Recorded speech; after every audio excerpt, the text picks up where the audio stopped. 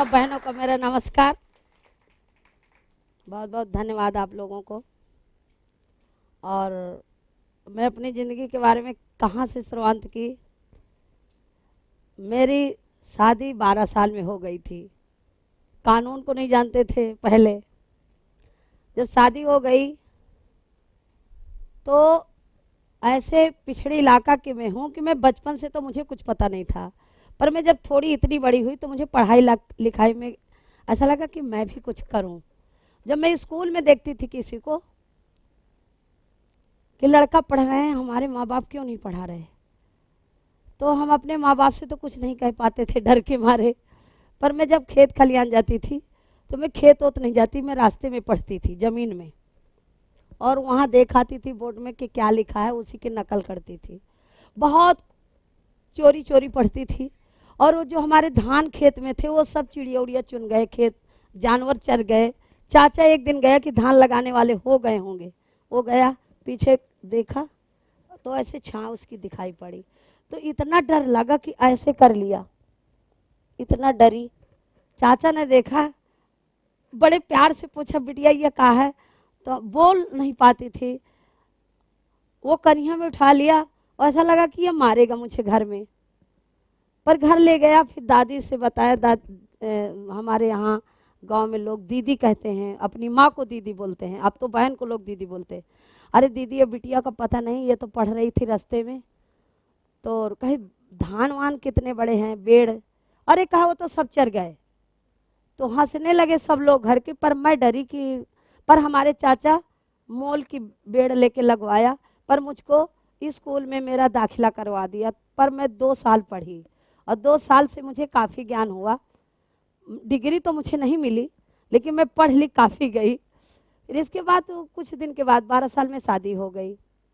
जब मैं अपने ससुराल आई तो हमारी सास चकिया पिसवाती थी। यहाँ दिल्ली है, यहाँ देहात की महिला नहीं है, लेकिन पहले गांव के लोग अभी चकिया चलाते हैं। हमारी सास चलवाती थी, हम खाना बनाते थे, पर बाद में हमें खाना मिलता था। हम सोचे कि ये कहाँ का अन्याय है भगवान, ये तो खासा मिला हमें। तो अब हमें इतना भी ज्ञान नहीं था कि हम अपने पति से क्या बोले, और पति को भी पति नहीं समझती थी मैं कि ये कौन है। मैं उससे कुछ नहीं बोलती थी। मैं धीरे धीरे करके मैं मूड बना लिया कि एक दिन मैं खाना खाने लगी तो मेरी सास आई, एक ही झापड़ मारा, तुम खाना चौका जुठाड़ दिया। मेरे दिमाग में आया, तब तक मुझे ज्ञान आने लगा कि अब ये शोषण मुझे लगता है अब सहना पड़ेगा। फिर मैं सोची कि भाड़ में जाए, अब देखती हूँ मैं रोज खाना खाऊंगी, ये हो गया सो हो गया, ये जुल्म जास्ती, अब मैं कब तक सहूंगी। मैं सबसे पहले खाना परस के खा लेती थी, ले लड़ो कितना लड़ोगी, और बास बढ़िया मैं आराम से जान के मस्ती करके ऐसे बैठ जाती थी, जाओ जो दिखाई पड़े वो करो। ले मेरी सास पागल हो गई, ये अच्छी बहू मिली। वो पड़ोसियों से बताने लगी, पड़ोसी वाले आते थे पंचायत लगाते थे। मैंने कहा मैं खाना खा ली तो कौन जानवर हूं क्या। एक दिन हमारे घर वाले बोले तुम खाना आगे खा लेती हो, तो हुआ क्या कि वो तो जूठा हो जाता है ना चौका। मैंने कहा अच्छा, ये कौन ही रामायण में लिखा है कि औरत नहीं आगे से खा सकती। मैंने कहा तुम सब अनपढ़ गंवार हो, मैं थोड़ी पढ़ी लिखी। मैंने कहा मैं तुम्हारी बात नहीं मानूंगी, मैं अपनी बात मानूंगी, जो मुझे पसंद लगेगा मैं करूंगी। हमारे आदमी परेशान रहते थे मुझसे बहुत। इसके बाद धीरे धीरे मैं तो अपने घर से मुक्ति पा गई। जब मैं घर से निकलती थी, कुछ पड़ोसन में ऐसे होता था, वो पूरा गांव ऐसा था जैसे अंधा देश होता है कि अंधों में अंधे होते। मैं वहां गई, एक महिला से पूछा, वो बताने लगी मेरी सास आज बहुत पीटा है मुझे, मेरा आदमी भी पीट रहा है। मैंने कहा एक काम करो तुम भी पीटो।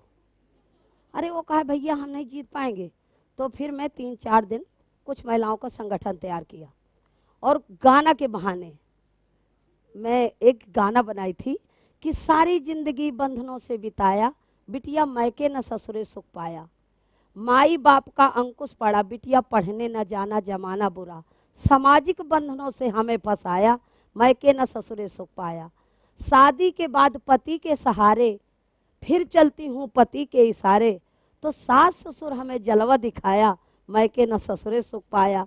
बुढ़ापे में हूँ बेटे के आशिक, बुढ़ापे हुई मैं बेटे के आशिक, फिर बहुआ आकर अपना कब्जा जनाया, सारी जिंदगी रो रो के बिताया, मैके न ससुरे सुख पाया। यानी इतना दिमाग था कि ये सारा चीज निकाल के, और मुझे बस अंदर से मेरी भावनाएं जगने लगी। मैं एक दिन वही औरत के लिए, मुझे ऐसा लगा कि इसके आदमी की हम पिटाई करें, ये नहीं पीट पाएगी। तो 4-5 महिलाओं में अपने खेत ले गई, अपने खेत में चारा कटवाई उनसे, और वो जब आदमी निकला मैं देखी कि आ रहा है, उनसे बताया नहीं कि इसको मारना है, नहीं वो न तैयार होती। वो जैसे मैं वो निकला और मैं उसी के पीछे लग गई और एक मुक्का मारी, वो गिर गया धोखे से। और मैं चिल्ला दी कि ये आदमी मुझे बहुत मुझे मारा, मेरी साड़ी पकड़ा। ये वो औरतें निकल आई, फिर जम के धुनाई की उसकी, और बाद में बता दिया कि साड़ी वाड़ी कुछ नहीं पकड़ा, ये केवल इसे पीटना था, ये अपनी औरत को बहुत मारता है। वो औरतें कि घर में कोई पता पा जाए तो मैं कहा फिर क्या होगा, देश से निकाल देंगे क्या। अब उन औरतों को मैं काफी मजबूत बना लिया और बता दिया कि आज के बाद ना अपनी औरत को कम मारना, ज्यादा ना मारना, नहीं वो मर जाएगी, तुम्हारे केस होगा, अगर तुम मारोगे तो हम मारेंगे, माने इस तरह। फिर वो गांव में सारे लड़कों से बता दिया कि भैया वो फलाने की औरत है, वो इस तरह कर रही है। उस गांव में फिर कोई महिलाओं को मारना बंद कर दिया। धीरे धीरे मैं काफ़ी महिलाएं ढोलक बजाने के बहाने गाना, मैं काम जल्दी जल्दी करके बस पंचायत लगा दी थी। मेरी सास खूब चिढ़ती थी, अब मैं उसे और चिढ़ाती थी। मैंने कहा तुम कितना चिढ़ोगी, ले मेरे अंदर डर नहीं रहा। मैंने कहा मैं डरूंगी नहीं, बिल्कुल नहीं डरूंगी, अब भाड़ में जाए दुनिया। हमारे मायके में वो बोलते कि अरे तुम्हारी लड़की ये करती है वो करती है। मेरे पिताजी की भैया शादी कर दिया है, जो दिखाई पड़े करो। हमारे बाबा जी आए, बिटिया इस तरह नहीं किया जाता है। मैंने कहा भाड़ में जाओ तुम, अरे बचपन तो बिगाड़ ही दिया, अब हमारी जवानी भी बिगाड़ रहे हो तुम, हैं। मैंने कहा चलो भगो, अब तुम्हारे यहाँ काम नहीं है, अब ये हमारा काम है। अब मैं थोड़ी थोड़ी जानती हूँ, मैं अब काफ़ी हूँ, अब मैं अपनी ज़िंदगी को संभालूंगी, मैं तुम्हें कभी वलाहना मुझे नहीं देना। ये हो गया धीरे धीरे करके। फिर काफ़ी महिलाएं रुचि लेने लगी धीरे धीरे। अब ये था कि अब गांव दूसरे गांव कैसे निकला जाए, गांव में थोड़ी पर्दा भी करना पड़ता है। तो अगर पर्दा तो मैं अपने मन से करे रहती थी, और ज़्यादा कोई कहते ही ये तो ओढ़ती नहीं है बोलती, तो फिर मैं और ऐसे कर देती, लो करो जो कुछ करना। फिर तो मुझसे लोग थोड़ी थोड़ी चिढ़ते तो थे, लेकिन कर नहीं कुछ पाते थे। धीरे धीरे हम दूसरे गांव निकलना शुरू कर दिया कि एक गांव में काम नहीं चलेगा, और गांव जाना चाहिए। तो हमारे गांव का ही वो मतलब मजरा है, उसको रौली बोलते हैं, हमारा पुरवा है।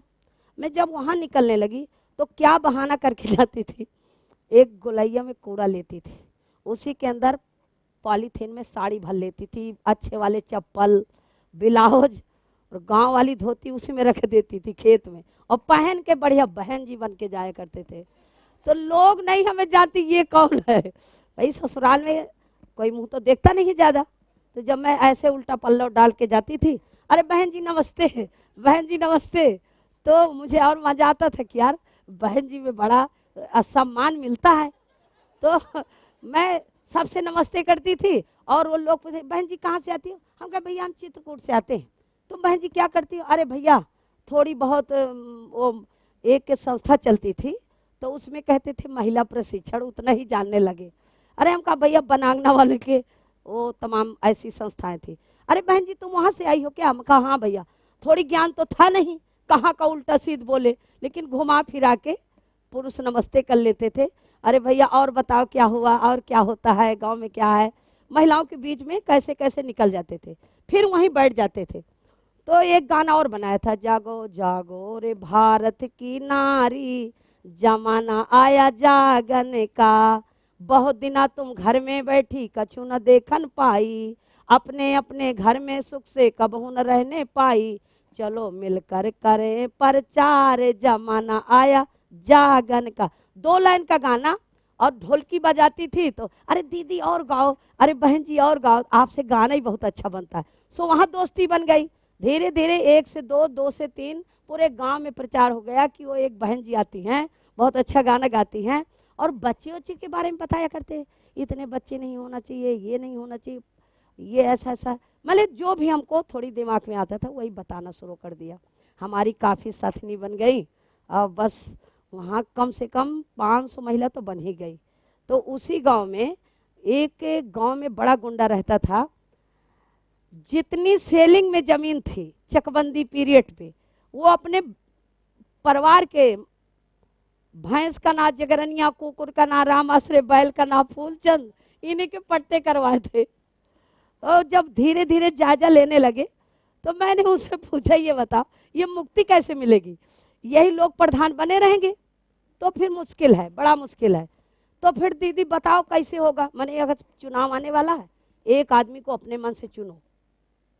तो वहाँ वो थी दलित सीट थी, तो एक उन्हीं के जो महिला सदस्य बनी थी, पहले दिन मिली थी, उसको मैं लीडर बना दी, उसी के आदमी को हम प्रधान चुना और पूरे गांव में मदद करके सारी बहनों को वोट उसी को दिलवा दिया। जब वो जीत गया, 500-600 वोट से तो जीतना होता है, तो जीत गए वो। फिर वही जमीन निकलवा के मैं उसी गांव में 63 पट्टे करवाया। अभी हमारे गांव वाले को पता नहीं चलता, मैं धीरे धीरे निकलती रहती हूँ।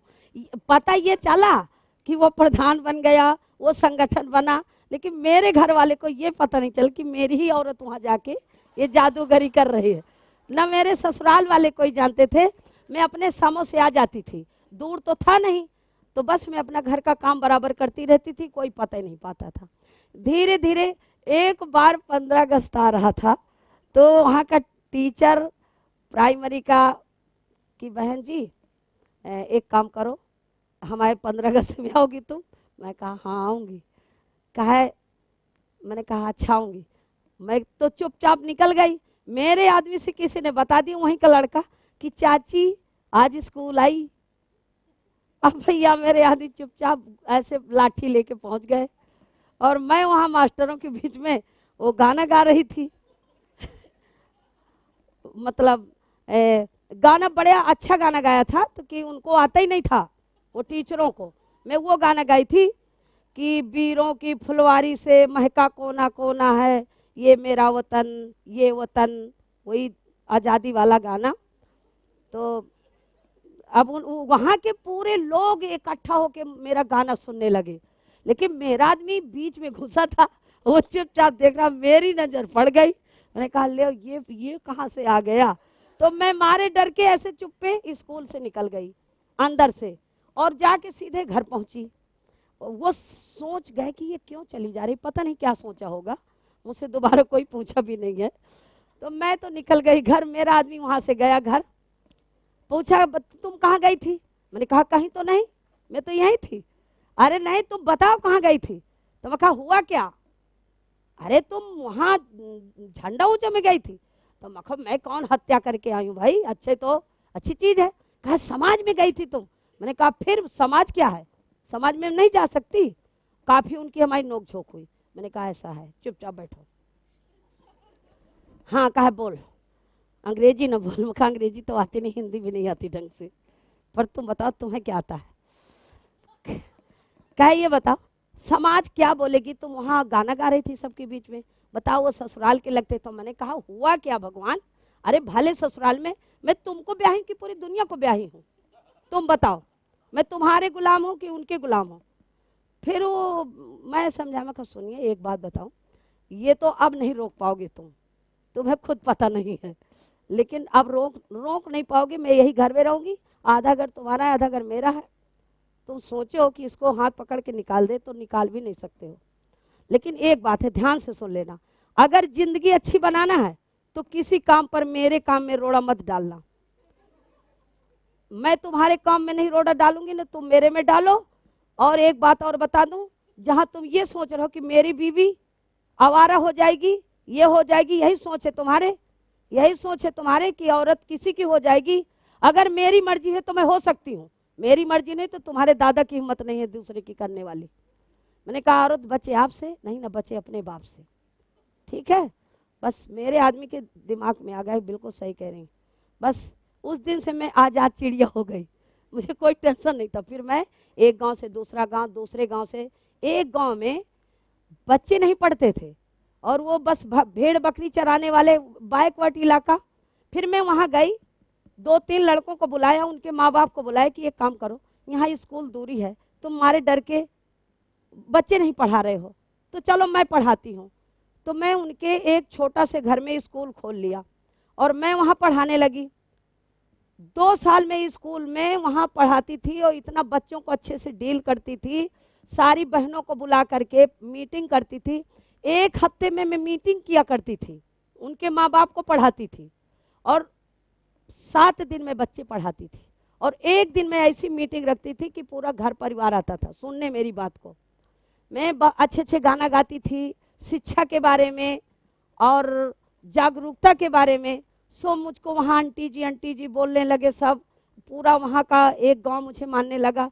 फिर कई गांव के 7 रुपया में फीस लेती थी। जब मेरे पास बहुत बच्चे हो गए तो 2-3 लड़का और 2 लड़कियां रखा पढ़ाने के लिए कि भाई मुझे कितना आता है, मैं इनको थोड़ी अक्षर ज्ञान तो करा सकती हूँ, डिग्री तो दे नहीं सकती। 1 से लगा के 5 तक का स्कूल खोल दिया। वो हमारा स्कूल बहुत अच्छा चला, 7 साल तक बराबर चला, बच्चे पढ़ते रहे। और समझ लो दूसरी पंचवर्षीय उसी वही प्रधान बना तो एक आंगनवाड़ी का कोई काम पड़ गया, मैं वहाँ गई। वो चमार जात का था, वहाँ चमारों का लोग छुआ पानी नहीं पीते, हमारे क्षेत्र में इतने बेवकूफ़ हैं वहाँ के लोग कि बस इसमें घिना करते हैं। देवी देवता नहाने जाते हैं तो कुत्ते पेशाब कर देते हैं, वही नीर बच्चों को लगा देती थी। मैं वो समझाया करती कि देवी देवता से तो अच्छे इंसान होते हैं, ये पत्थर के कहाँ से देवता हैं। तो ये सारी चीज़ें, बल्कि मैं विरोध नहीं करती, लेकिन मैं लोगों की बेवकूफ़ी की बात कर रही हूँ कि कुत्ते से परहेज नहीं, इंसान से परहेज है लोगों का। तो मैं वो चीज़ उनको समझा के काफ़ी डील करके ले आई, तो ये समझ लो बहुत अच्छा होने लगा। पर वो चमार का पानी पी लिया, मेरे घर परिवार वाले चिढ़ने लगे। परिवार की क्या चिढ़े, लोग चिढ़ने लगे कि ये पता नहीं महिला आगे बढ़ जाएगी, पता नहीं क्या कर देगी। तो वो जाके रात में पंचायत लगाया, कुछ लोगों की जिसकी ज़मीन मैंने खिंचवाई थी वो भी आ गया और मेरे ससुर को, अरे तुम क्या ये औरत मरवा डालेगी, तुमको ये करेगी वो करेगी, और बताओ ये हर जात का पानी पी लेती है, कभी घूंघट नहीं काटती, इतनी आवारा औरत। तो ये सरात में पंचायत हुई तो एक औरत ने बता दिया कि तुम कुआं चढ़ोगी तो समझ लो तुम्हारा कोई पानी नहीं पिएगा छुआ। मैंने कहा ऐ ये बात हो गई क्या? कहा हाँ। मैंने कहा तो फिर देखती हूँ। मैं गई कुआं तो 2-3 महिलाएं थी, वो नीचे उतर आई। मुझे शंका हो गई कि बिल्कुल पक्की बात है ये। तो बस मैं तो बढ़िया मुझे क्या डर था, सास ससुर से मुक्ति मुझे मिल गई थी। मैं अपने आदमी को लेकर रहती थी, आदमी मेरा डांटता नहीं था, तो मैं फुर्सत में बढ़िया कुआं चढ़ जाती थी। जाओ बैठी हूँ, तो हमारे डर के कोई कुआं नहीं चढ़ता था। 1 महीना इतना परेशान किया कि जो मिट्टी का बर्तन था वो रोज निकाल डालते थे और दूसरे बर्तन लाते थे। तो वो जो बर्तन बनाने वाली वो हमारी नंद लगती है गांव में, कहा भाऊजी, हमने कहा हाँ बताओ। कहा ये तुम्हारे पूरा वाले बर्तन कह रोज ले होती है। बिटिया तो इनका घाटा है, तो बढ़िया बनाओ, तो ये गाउन घाटा है भाई, तो बर्तन बना तो रोज भी की है। और वो बेवकूफ़ है, मैं अब उनकी बेवकूफ़ी का तो नहीं बता पाऊंगी। तो वो फिर कहे तो ना कहा, बस वो रोज बनाती। 1 महीना वो इतना परेशान किया कि रोज बर्तन निकाले, मैं रोज चढ़ूँ रोज जाऊँ। भाई कुआं तो उनके बाप का नहीं है, कुएं में कोई रोक नहीं सकता। इस तरह काफ़ी परेशान किया। फिर वो बहुत परेशान हो गए गांव वाले, पर मुझे नहीं डर लगता था, मुझे और मजा आती थी, उनकी बेवकूफ़ी में मजा आती थी। मैं अपने आप को कमज़ोर नहीं होती थी कि बेवकूफ़ है ये। इसके बाद एक दिन वो छठ पूजा हुई और उस दिन मैं पूजा करने गई, सारी महिलाएं इकट्ठा करती थी उस गांव में।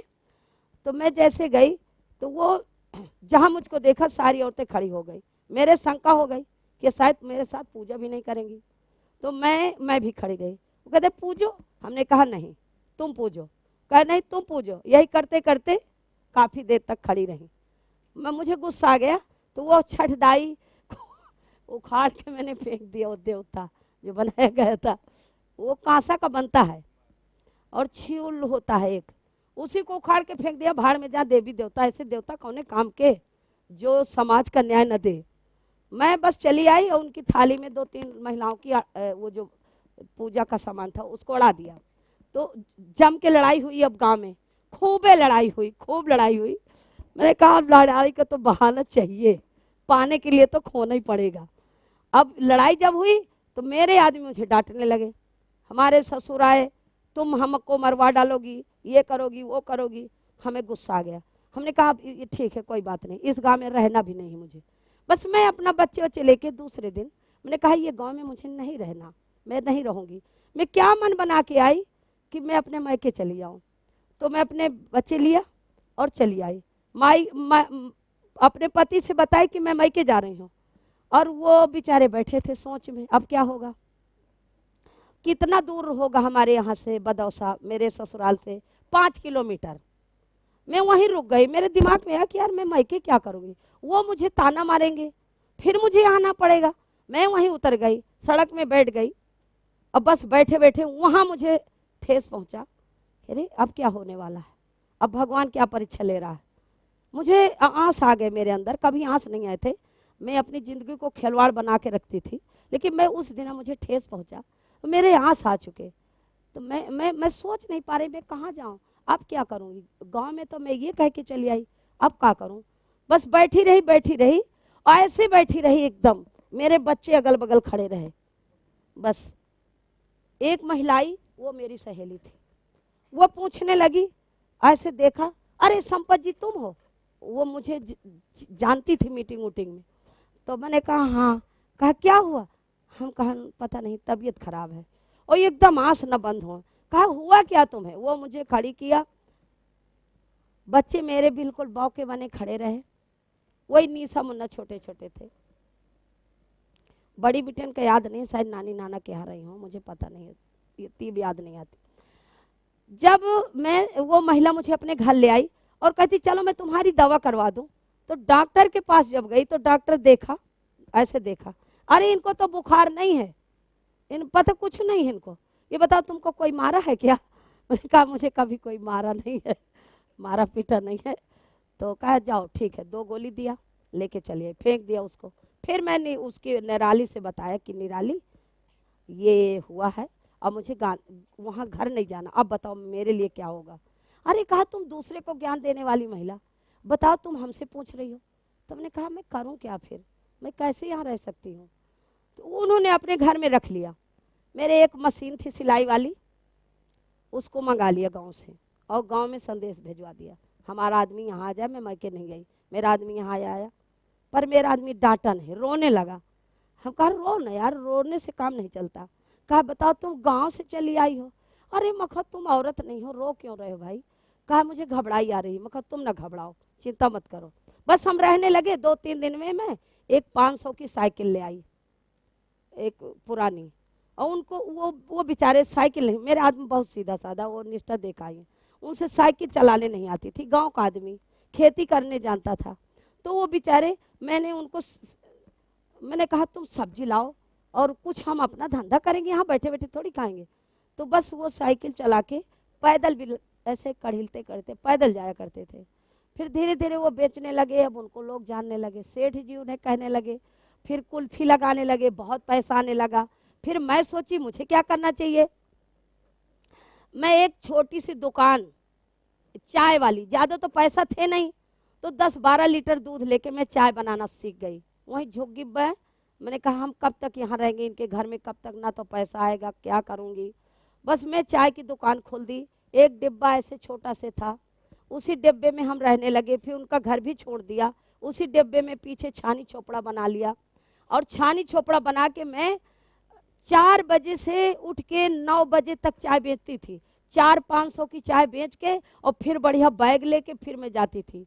फिर महिलाओं को संगठन तैयार किया, और इतना बड़ा संगठन तैयार किया कि 10,000 औरत मैं 2-3 साल में इतना अच्छा काम करके दिखा दिया कि लोगों को लगा कि अरे ये क्या है। और सबको, सब महिलाओं को रोजगार से जोड़ा। किसी को दोना पत्तल बनाना सिखाया, किसी महिला को सिलाई सिखाया, ऐसे छोटे छोटे रोजगार उनको बस दिमाग देती थी। वो हमारा ग्रुप अच्छा चलने लगा। 10-10 रुपया बैंक में डालने लगे, वो पैसा इकट्ठा होने लगा। इसी तरह अपने दिमाग से मैं काफ़ी बड़ा काम करके ले आई। धीरे धीरे करके एक बार हमको मजा आता था कि हम लखनऊ चले और ट्रेन तो अपनी फ्री रहे। ट्रेन में तो कोई टीटी बातें नहीं करते थे। तो जहाँ महिलाओं को भर के ले आती थी, तो एक बार ऐसे ना कोई बुलाया हमको, आज तो मैं बुलाने पर आई हूँ, कोई नहीं बुलाया था, केवल हल्ला गुल्ला करने के लिए मैं उनको निकाली औरतों को। अब हम आए, 400-500 महिला तो थी उस दिन। तो नारा क्या था, शायद मायावती की सरकार रही होगी कि जो अधिकारी गुंडा है हाथ हमारे डंडा है, जो अधिकारी न्यायी है वही हमारा भाई है, मतलब हम इस तरह के नारा। तो बस लौट के गए और मीडिया वाले तो थोड़ी बहुत लिया, लेकिन पता नहीं, वो पहले बनांगना की संस्था ज़्यादा चलती थी तो मीडिया वाले कम कवर करते थे। जब हम वहाँ से लौट के, तो एक बुढ़िया दाई उसी ट्रेन में निकल गई जबलपुर, सो गई थी। अब जब वो रात में बताओ सबको गिना कि वो दाई कहाँ है, दाई कहाँ है। दाई फेमस थी मेरे साथ में, कोदिया नाम था उनका। मैंने कहा कोदिया दाई कहाँ गई। वो कोदिया दाई का वाह कहा, मैं डांड ले वे तुमसे, बहन जी तुम्हारे ऊपर FIR। तो हम रात में चिंतित हो गए। फिर मेरे दिमाग में है कि भगवान मिल जाए वो एक बार। तो दाई वो सुबह पहर आ गई लौट के उसी गाड़ी पे। फिर मैं उनको सबको मीटिंग किया और मीटिंग में बुलाया कि भाई एक काम करो, तुम एक काम नहीं करोगी, कहा हाँ बोलो। हम कहा साड़ी एक ड्रेस लिया जाए। कहा बहन जी कहाँ से पैबे। अरे मैं कहा 3-3 साड़ी 100 की पहनती हो और 100 रुपया साड़ी लेने में क्या दिक्कत है।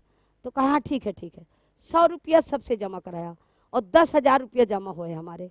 और मैं चली गई कानपुर।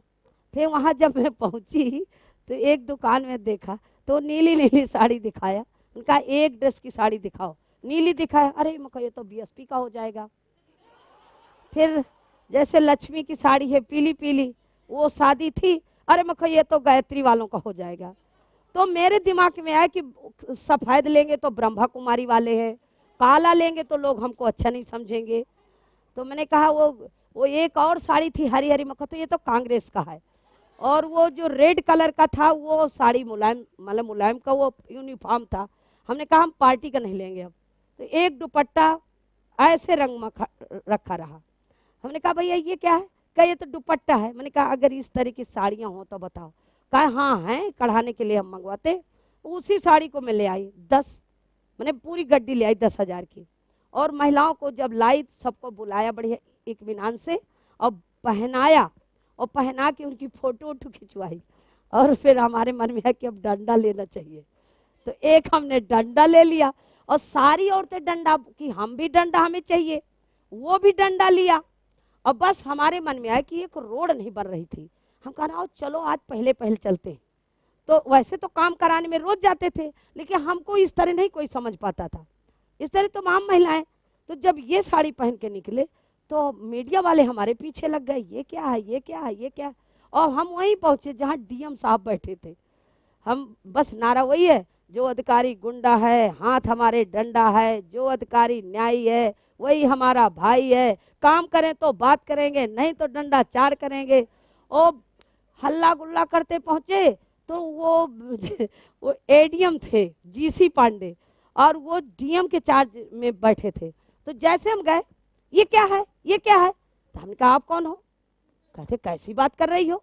अरे मैं कहा मैं कर रही हूँ कि आप खुद कर रहे हो। अरे हम क्या हैं आपको नहीं दिखता, हम जानवर हैं क्या। तो कह रहे तो हल्ला क्यों कर रही हो। मैं कहा सुनिए ये तहसील दिवस है, यहाँ हल्ला होता है, हल्ला नहीं सुनना तो सीधे अपने घर जाओ, तुम तो हमारे नौकर हो और नौकरों का काम हल्ला सुनना काम। तो उन्होंने मुझे को बदतमीज कह दिया। जैसे उन्होंने बदतमीज किया तो उनकी मैं ऐसे कॉलर पकड़ी और नीचे उसको उतारा। मैंने कहा बैठो, तुम एक IAS अधिकारी, शर्म नहीं आती तुम लोगों को, बदतमीज हमको कह रहे हो। एक तो पहले तुम इस तरह की बात करो जैसे हम कोई जानवर हो, तुमको औरतें नहीं दिखती, तुम अंधे हो। वो जान गए कि ये औरत में कोई दम है लगता है। तो उन्होंने माफी मांगी। बहन हाथ जोड़ते हैं, मैं समझ गया, काम बताओ। मैंने कहा पहले अपना काम करो फिर मैं बताती हूँ हमें क्या करना है। तो कहा नहीं नहीं नहीं अभी बताओ। मैंने कहा नहीं तुमको वहां चलना पड़ेगा, फिर कहोगे कि काम नहीं करने दिया, पहले ये काम करो। वो इतना घबराया हुआ अधिकारी कि बहन मैं तुम्हारे हाथ जोड़ता हूँ, चलो जहाँ चलना हो। 3 किलो उसको मीटर हम दूर पैदल चलाए। हमने कहा ये रोड है, देखो ये रोड में कितने गड्ढे हैं, ये खेत है कि रोड है। तो सारी महिलाएं धान लगाने लगी वही रोड में। तो खूब मीडिया वाले कवर किया, फिर वो माफी मांगा, फिर वो हमारी रोड 5 दिन में चालू हो गई। 5 दिन में चालू हुई, उनसे हमारा गुलाबी गैंग नाम पड़ गया। अब पुलिस हमसे चिढ़ने लगी, हमारी मायावती ने जांच करवाया, ये नक्सली हैं, ये है वो है। हे भगवान, अब हमको ये था कि यार इनको कैसे समझाया जाएगा, ये नेतन को, इनकी बुद्धि भ्रष्ट है। तो सब बहनों को बुलाया और सबको बुला के हवन यज्ञ किया। हमको मंत्र भी नहीं आता था, तो हम बस वही फलाने अधिकारी स्वाहा, ढेकानी अधिकारी स्वाहा, फलाने नेता स्वाहा, ढेकाने नेता स्वाहा, सो मीडिया कवर करती गई। और वो भी माफी मांगा। शाम के डीजीपी, लखनऊ डीजीपी ने कि संपत पाल वो समाज सेवी है, नक्सली नहीं है। फिर पुलिस हमसे बहुत चिढ़ने लगी, तो हम पुलिस के खिलाफ कुत्ते बुलाए और कुत्तों की रैली निकाल दी कि पुलिस से वफादार कुत्ते हैं। अब जब हम 5 कुत्ते ले गए थाने, तो दरोगा जी बढ़े हमको मारने का। तो जैसे वो हमसे चिढ़ के और डंडा लेके आए, वही डंडा लेकर के मैं फिर धुनाई की उनकी, उनको बांध के मारा फिर थाने में। और कोई टेंशन नहीं, ट्रैकन पेशी आ गई और हम कहा बना दो फिर जलियांवाला बाग, आज एक बार हो जाएगा। अरे मरना तो एक ही बार है। जब हमारे देश के लिए इतने इतने लोग शहीद हो गए, भगत सिंह जैसे फांसी में झूले, तो मैंने कहा हमारे मरने में क्या दिक्कत है, चलो ये गोरे अंग्रेज चले गए, काले अंग्रेज भगेंगे, अब हम भगाएंगे। बस वहीं से हमने एक गाना बनाया। उसी दिन मेरे मन में आया कि पहन के गुलाबी साड़ी कि आई अब बहनों की बारी, बांध के कमरिया में साड़ी कि आई अब बहनों की बारी। पहली मीटिंग घर में करबे, दूसरी मीटिंग गांव में करबे, और तीसरे में संकुल की बारी कि आई अब बहनों की बारी। तो पहली मीटिंग जिले में करबे, दूसरी मीटिंग विधानसभा में करबे, और तीसरे में दिल्ली की बारी कि आई अब बहनों की बारी। अब देखिए, कानून को भी कभी हाथ में नहीं लिया। जो कानून का उल्लंघन किया है तभी हमने उसका उल्लंघन किया। तो पहली शिकायत लिखित में करबे, दूसरी शिकायत मनाए करबे, नहीं तीसरे में डंडन की बारी कि आई अब बहनों की बारी। बांध के कमरिया में सारी कि आई अब बहनों की बारी। पर यह है गुलाबी गैंग, कहानी बहुत लंबी है, अगर पूरी बात बताना होगा तो 6 महीना लगेगा। तो सब बहनों से मेरा नमस्कार। मैं चाह रही हूँ कि हर बहना ताकतदार बने। हमारा अधिकार तभी ही मिल सकता है, हमारा अधिकार तभी मिलेगा। हम कोई बहनें हम बंधन बन के नहीं रह सकते। मैं अपनी बहनों को जितना सिखाया है वो इसी तरह सिखाया। 4 लाख औरत है हमारे संगठन में। धन्यवाद।